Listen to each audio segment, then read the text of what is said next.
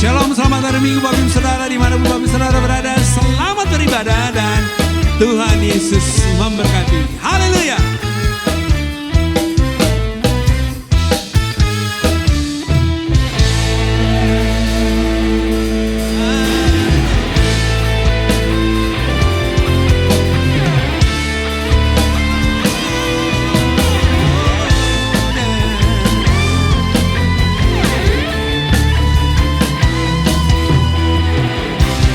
Saatnya kami berkumpul bersatu dari setiap suku dan bangsa, berdiri di hadapan tata anak domba, satu suara menyatakan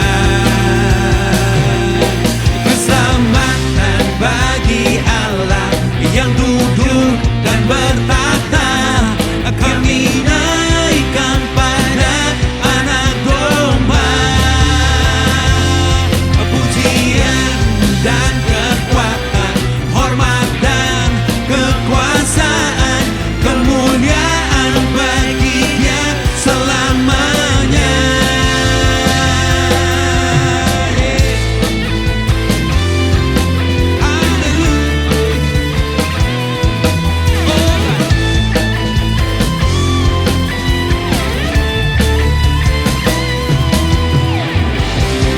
Saatnya kami berkumpul bersatu. Amin. Dari setiap suku dan bangsa, berdiri di hadapan tata anak domba, satu suara menyatakan keselamatan bagi Allah yang duduk dan bertata. Kami naikkan pada anak domba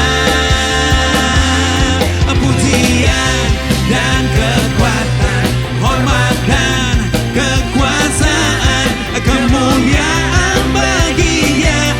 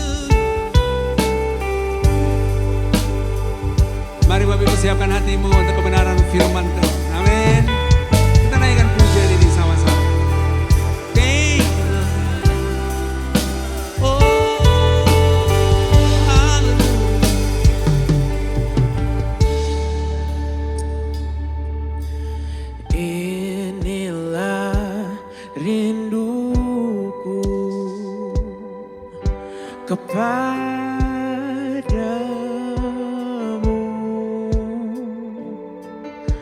segenap hatiku menyembahmu. Yes.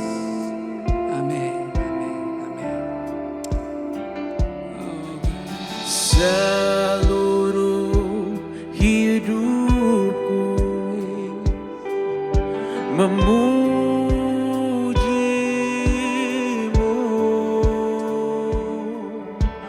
ku menyembahmu ya Allahku.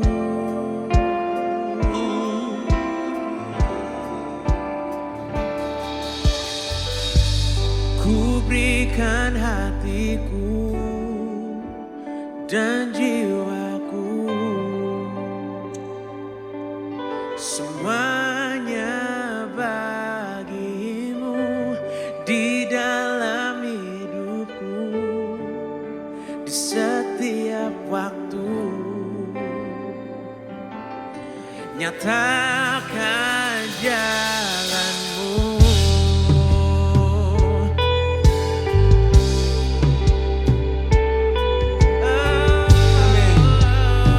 mari kita naikkan pujian ini sama-sama Bapak Ibu Saudara. Inilah rinduku kepadamu,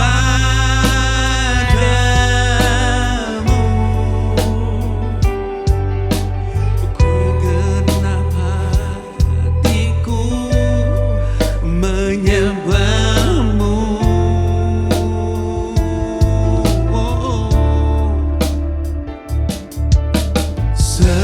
Seluruh hidupku memujimu,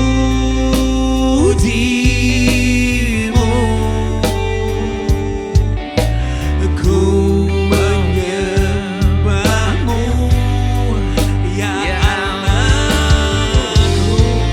Amin, amin. Ku berikan hatiku dan jiwaku,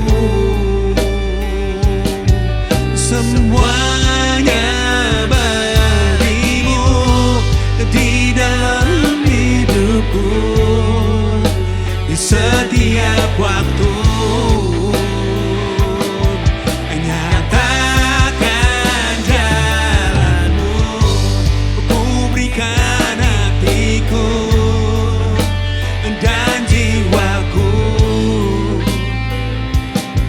semuanya bagimu di dalam hidupku, di setiap waktu. Nyatakan jalanmu, ku berikan hatiku dan jiwaku,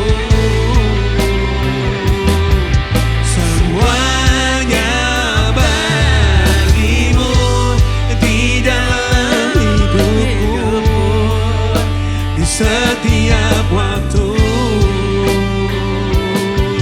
Nyatakan jalanmu, ku berikan hatiku dan jiwaku,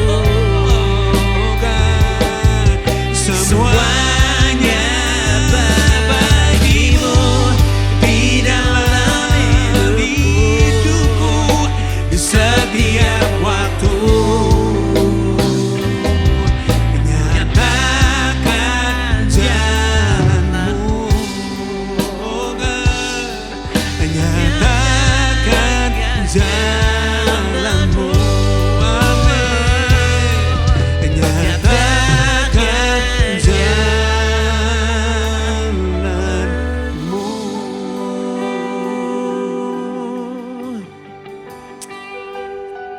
Haleluya.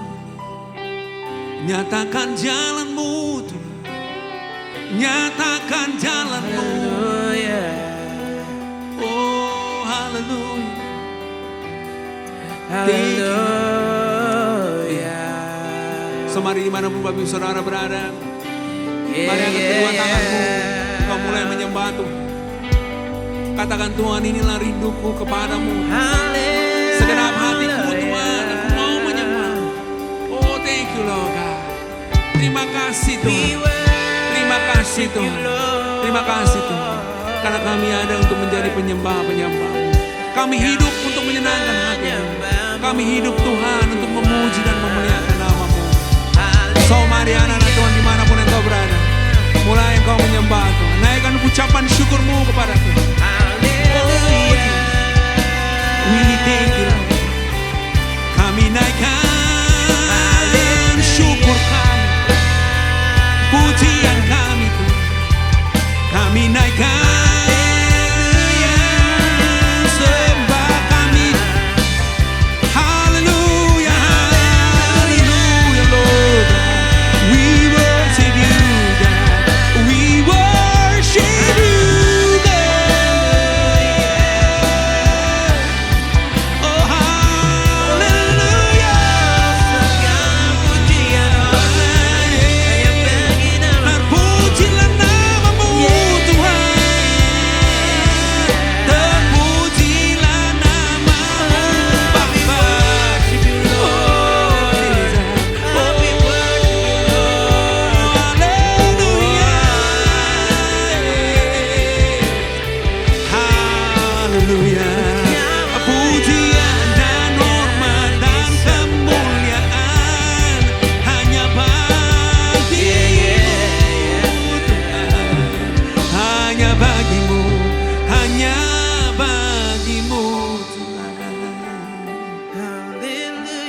Terima kasih Tuhan. Terima kasih Tuhan. Oh God, kami ingin selalu bersekutu denganmu, Jesus. So we worship you Lord. Yes, yes. Thank you God. Ini kerinduan kami Tuhan. Ini kerinduan hati kami Tuhan. Thank you Jesus. Ku ingin selalu bersekutu denganmu, menikmati hadiratmu, biarkan rohmu tinggal dalam hidupku. Sungguh indah bersamamu. Ku ingin selalu bersekutu denganmu, menikmati hadiratmu, biarkan rohmu tinggal dalam hidupku. Sungguh indah bersamamu.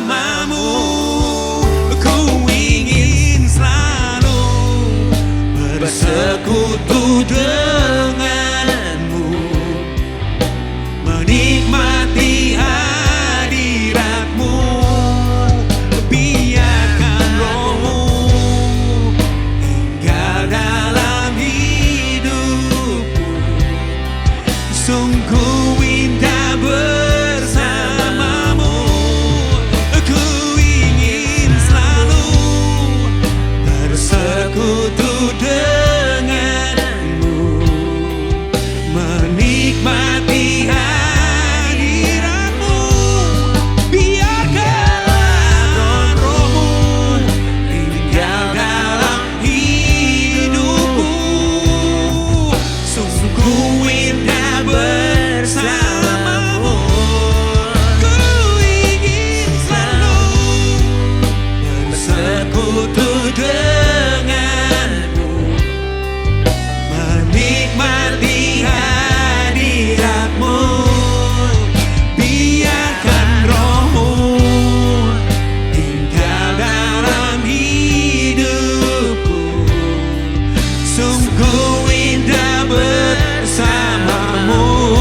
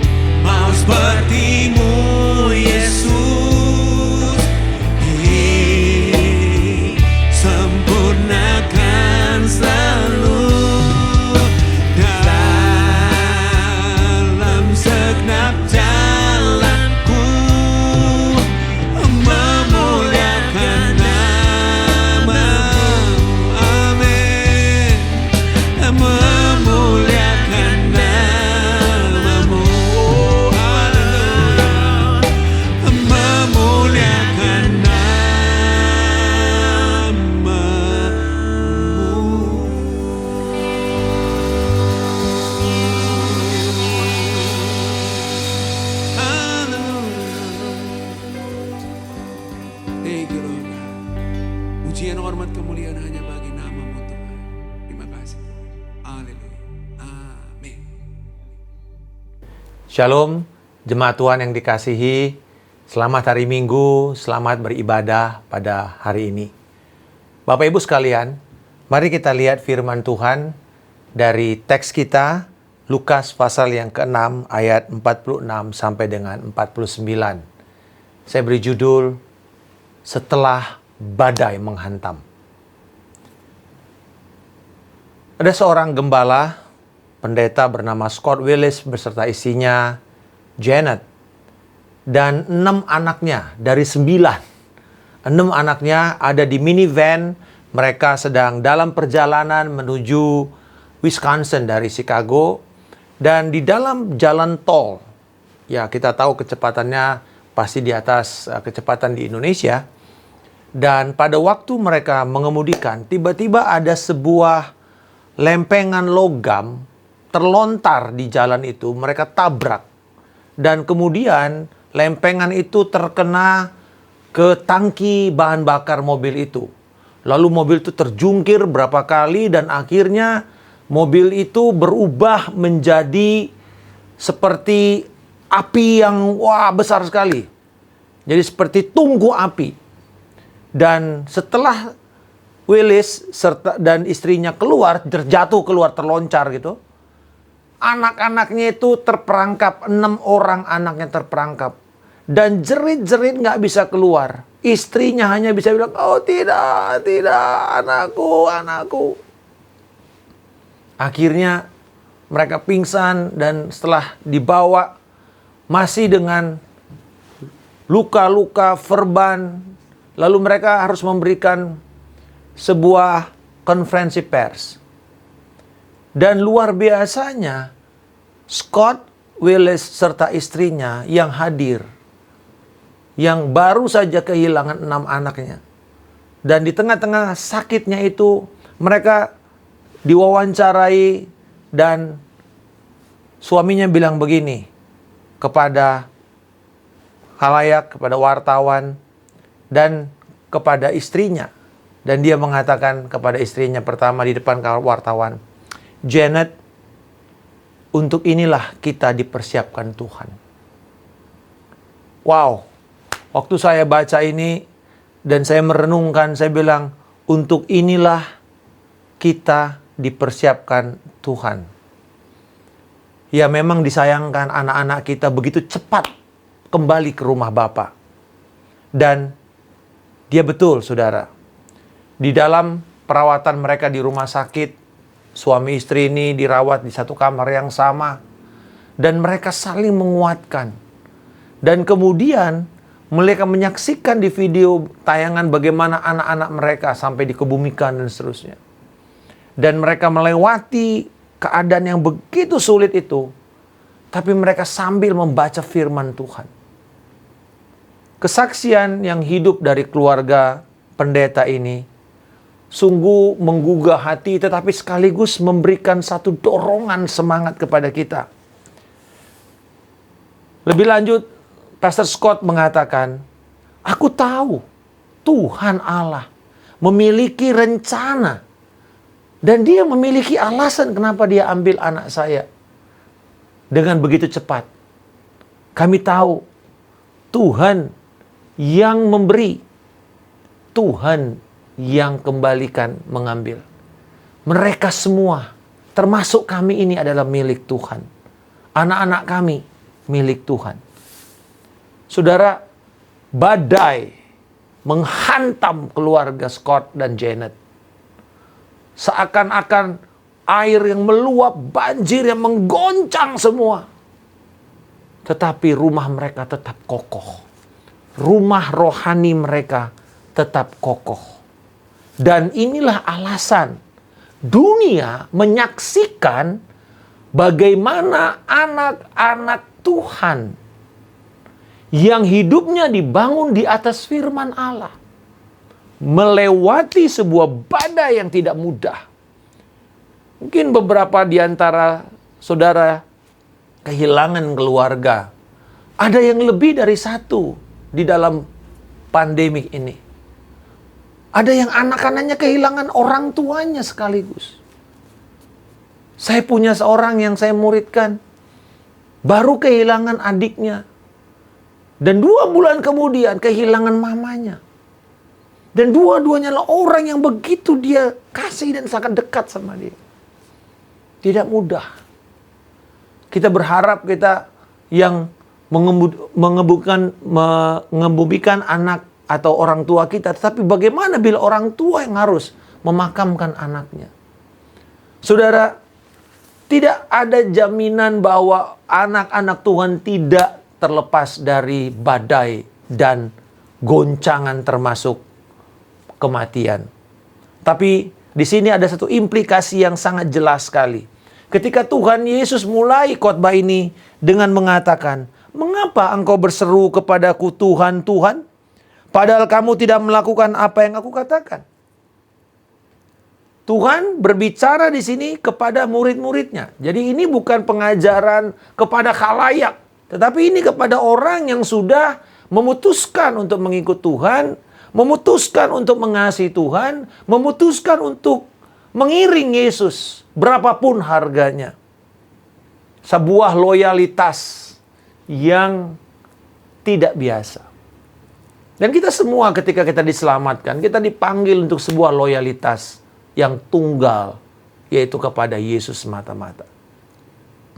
Yesus berkata di sini bahwa struktur dari kehidupan kita, pilar dari kehidupan kita, bangunan hidup kita ini akan bertahan atau hancur ternyata tergantung kepada bagaimana dan apa yang kita kerjakan dengan firman Tuhan, perkataan Kristus itu. Ternyata sederhana sekali.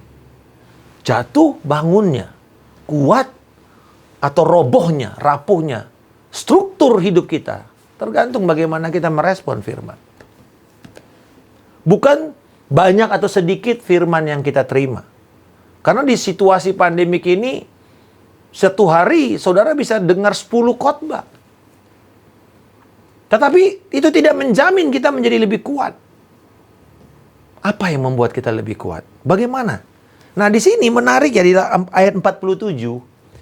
Yesus berkata, "Setiap orang yang datang kepadaku dan mendengarkan perkataanku serta melakukannya, aku akan menyatakan kepadamu dengan siapa ia dapat disamakan." Di dalam bahasa Yunaninya ada 3 partisip. Partisip ini biasanya adalah sebuah kata kerja yang menjadi alat. Jadi bukan kata kerja utama, tapi menjadi alat. Dan dia katakan, kamu mau tahu seperti apa muridku yang punya loyalitas yang tunggal kepadaku? Murid yang otentik, dengan kata lain. Ada 3 murid yang otentik itu caranya atau apa yang diperlihatkan. Yaitu pertama, yang datang kepadaku. Yang kedua, mendengar perkataanku. Yang ketiga, melakukan perkataanku. Jadi 3 hal ini ternyata adalah cara kita melihat dan menguji apakah struktur hidup kita ini sungguh struktur yang kuat ketika badai menghantam kita, ketika banjir bandang. Karena di Israel, Bapak Ibu Saudara-saudara sekalian, kan tempatnya itu banyak kering.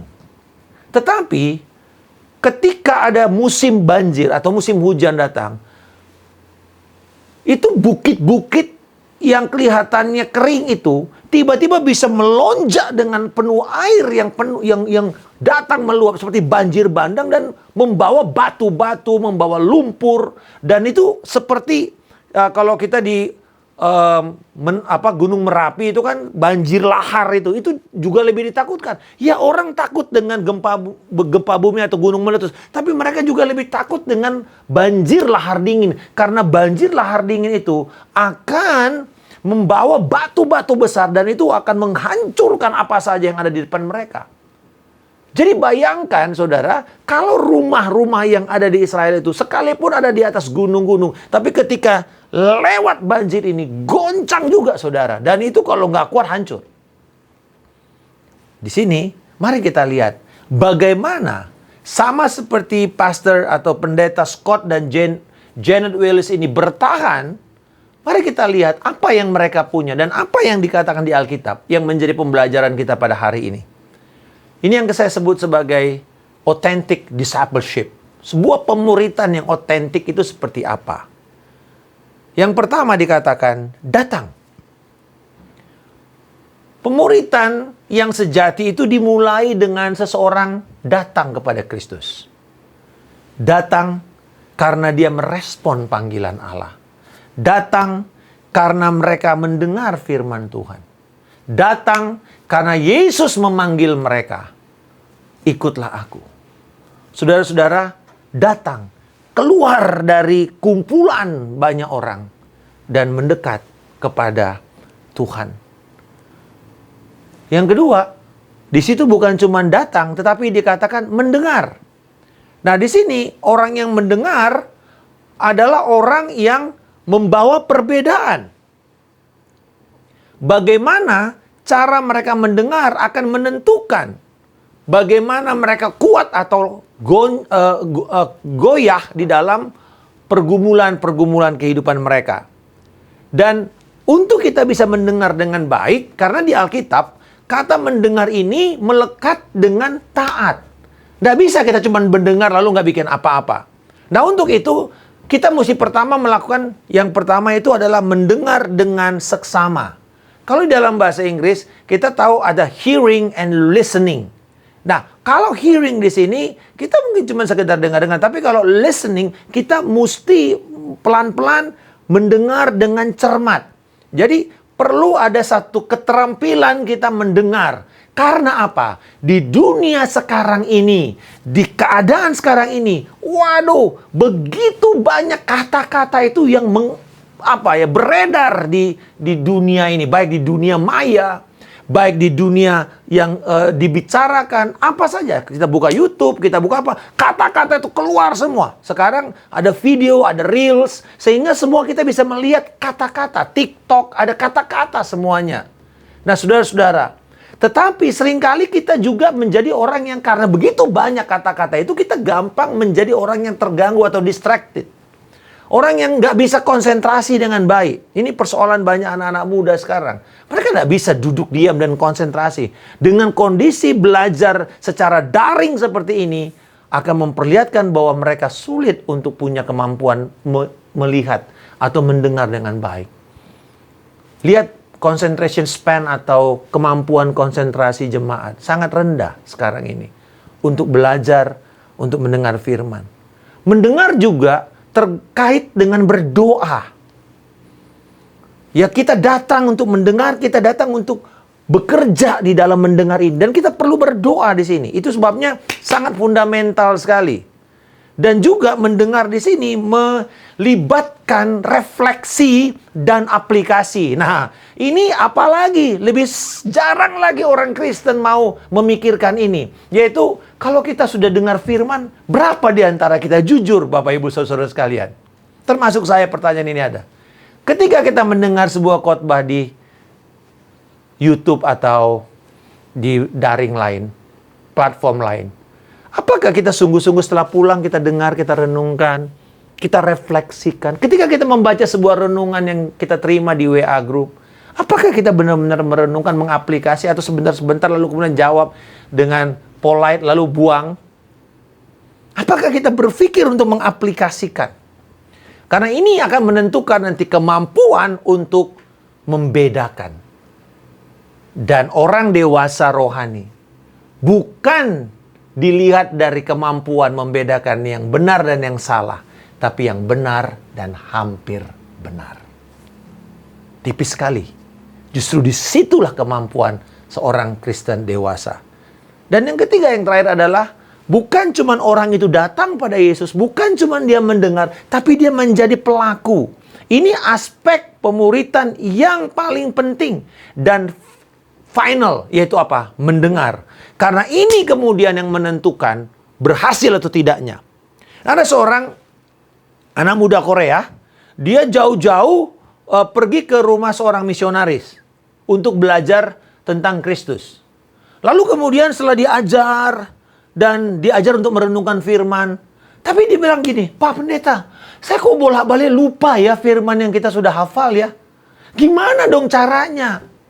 Lalu pendeta ini mendengar anak muda ini yang udah frustrasi gitu ya. Lalu dia bilang begini sama dia, baik begini aja lah. Kamu baca dan kemudian kamu renungkan, kamu hafal. Tapi supaya itu bisa nempel, dia katakan buat rencana ya. Tahap pertama, kamu pelajari dulu ayatnya. Tahap kedua, kamu kemudian lakukan, pergi ke tetanggamu, dan kemudian ngomong sama mereka apa yang kamu pelajari. Oke, kamu hafal, lalu kamu ngomong sama dia. Dan nanti setelah itu, ceritakan sama saya apa yang terjadi. Nah, seminggu kemudian, jauh-jauh nih lo dari rumahnya. Dia pergi bilang, wah, Pak Pendeta, luar biasa. Sekarang saya bisa hafal apa yang kita pelajari. Gimana? Yaitu, saya buat rencana, saya baca, saya hafal, lalu saya pergi ke rumah tetangga saya. Dan saya mulai bagikan. Dan bukan cuma itu, setelah saya bagikan, saya juga melakukannya.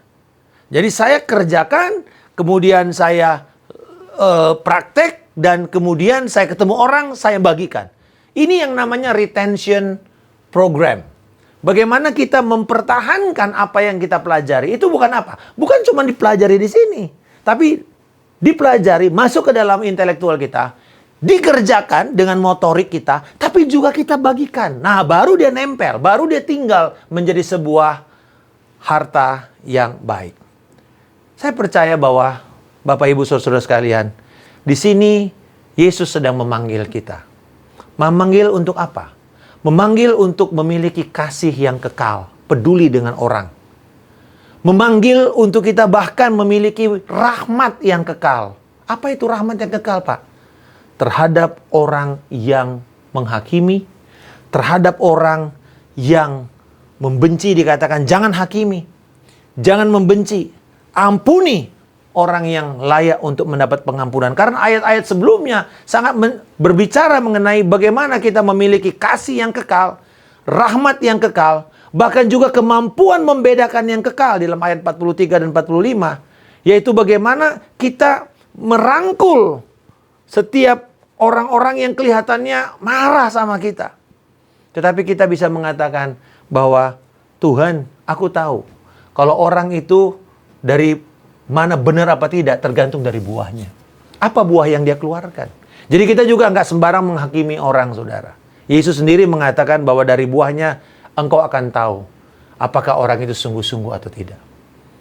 Sederhana, saudara. Bukan sebanyak apa yang kita tahu, tapi bagaimana kita peduli, bagaimana kita memperlihatkan kasih kita, rahmat, pengampunan, dan juga bagaimana kita menilai. Bukan dengan tampak luar, tapi dari buahnya. Dan akhirnya dikatakan bahwa orang-orang ini seperti apa? Rumah yang dibangun di atas batu karang. Berdiri. At the end, akan dibuktikan dengan, are you still standing? Apakah Anda masih berdiri dengan iman kepercayaanmu kepada Tuhan Yesus? Para murid yang sejati bukan cuma mendengar, bukan cuma datang, bukan cuma melakukan. Tetapi pada akhirnya, apakah setelah melewati seluruh kesulitan yang ada, kita masih berdiri?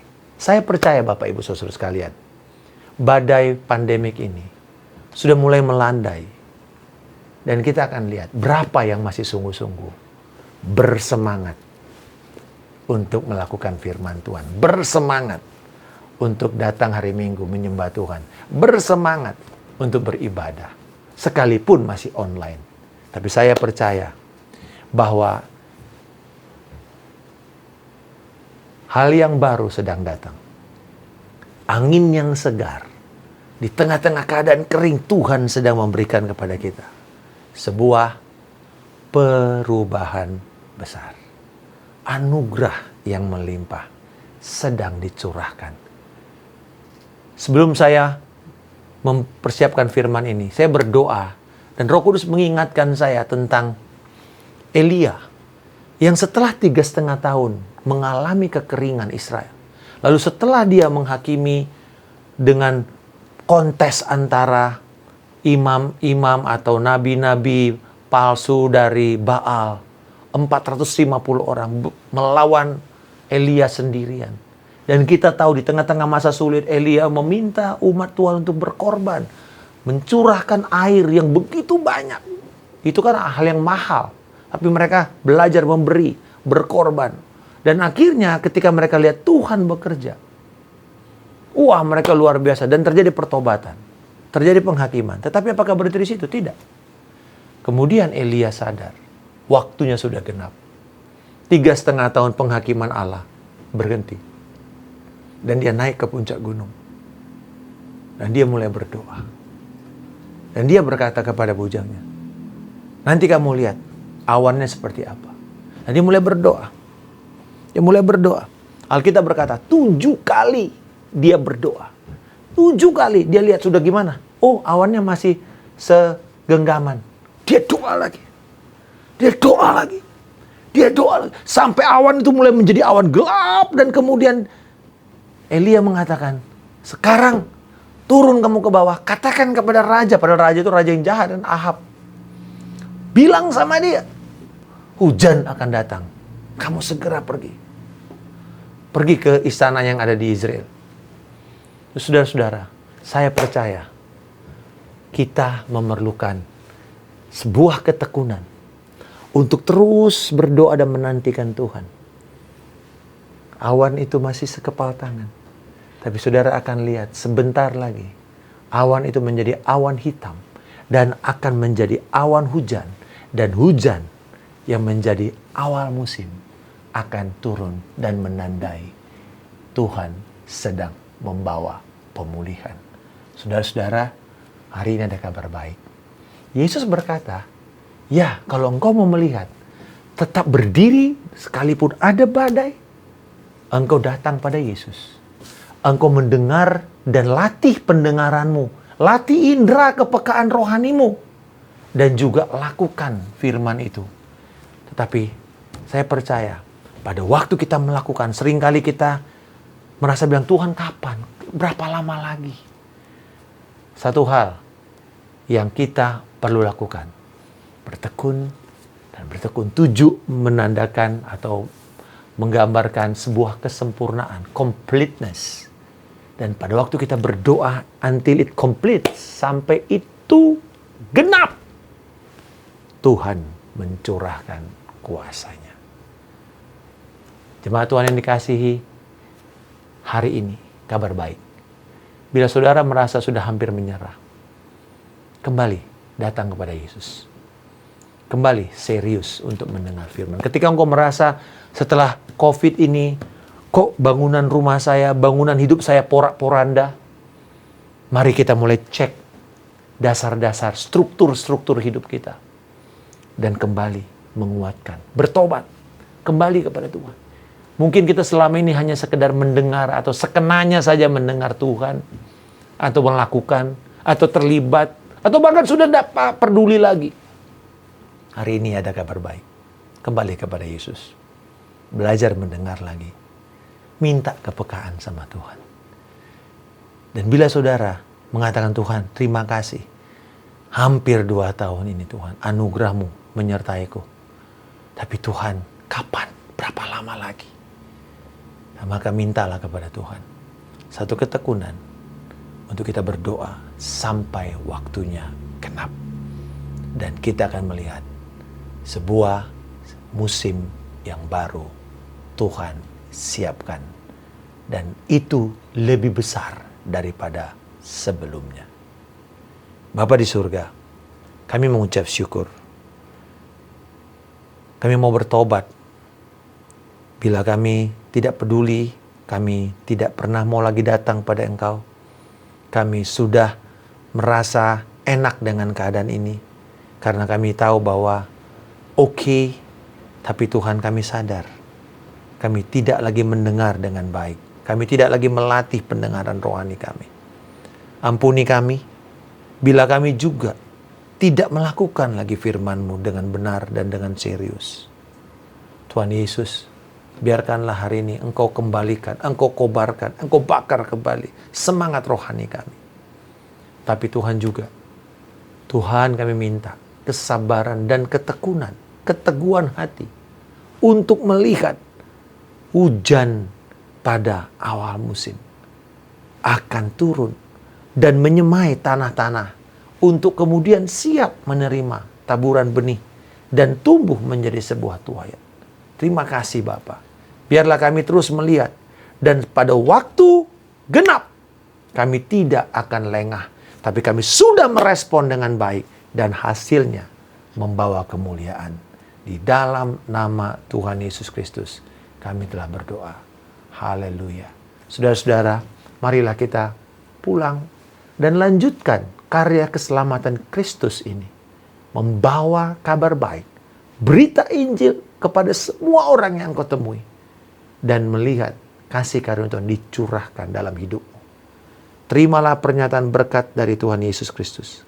Tuhan yang memberkati engkau dan Tuhan yang melindungi engkau. Tuhan yang membuat wajahnya senantiasa bersinar atas engkau dan memberikan engkau kasih karunia-Nya.